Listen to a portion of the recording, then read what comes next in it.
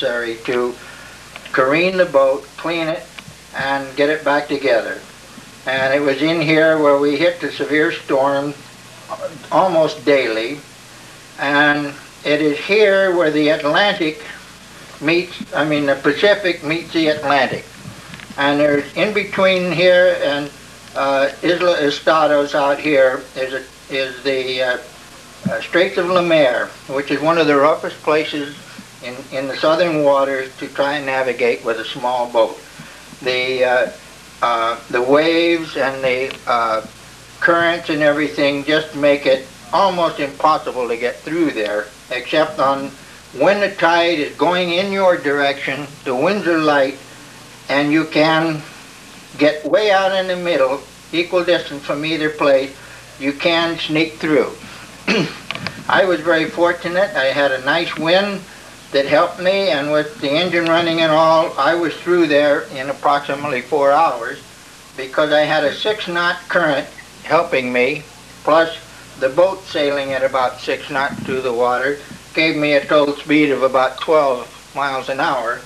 And it is roughly 30 miles through these straits. So I was through there in roughly 3 hours. And very fortunate. I did hit a very serious storm right after I got through. And it took me about over 24 hours to get approximately 15 miles on up into what is called the Beagle Canal. The Beagle Canal starts at the bottom here and goes across this whole section and then comes in to what the heck is this canal? The Osborne, not Osborne, and out into the Pacific. And the bottom of United States, of South America, the most southern tip is here. And this is called Cabo Forward and is the most southern tip of the continent of South America. And all of this, below that, are all islands, and it's all called the archipelago of Chile. And it is down in here where the glaciers and the snow and the icebergs and all that happens in the south. And this, of course, down in here is Puerto Williams, which is the Chilean capital of Antarctica. And on the other side of this channel is a city called Ushuaia, which is the southernmost city in the world, and it is in Argentina.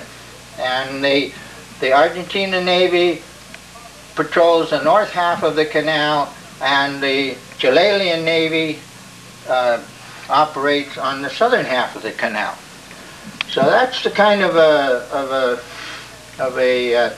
war that these two countries have going on down there, and they're very heavily policed with torpedo boats, and you're constantly under observation from outposts and things of that type while they're looking for you in this area. As you can see, by this time I had my first Christmas away at Rio de Janeiro, just south of there. And my next Christmas was spent down here in these waters. Now the day time there is 23 hours, 22 hours of daylight per day. In this down here at 55, 56 degrees south.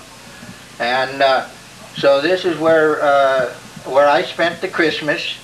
And we had a lot of snow, a lot of heavy winds, lots of treacherous times, and also a lot of very beautiful, quiet, peaceful times. So you just had to take your time and do your traveling in a very cautious way. Now let's see, to go down from here, you have to get permission from the Chilean Navy to go down around the Chilean island and visit the other islands in this area, which constitute the Cape Horn area. And they belong to Chile, and they are policed and controlled by the Chilean patrol boats. Now let's stop that here so that you can actually see what the waterways and that are like down there. Okay, this is my boat at this very small harbor in here called Bahia Thetis, and this is where I came around through the very dangerous sections of water between Tierra del Fuego and Isla de los Estados.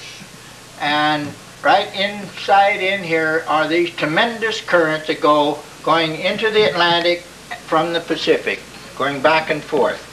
And then it was approximately here where I really got smashed with a storm, and then I had to proceed on in and anchored in Punta Jesse, just inside the cove there, and then on up to Isla Picton, where I went in a very safe closed harbor and rested up for a few days and got my boat put back together from the damage from the storm in here. And this is the beginning of the Beagle Canal.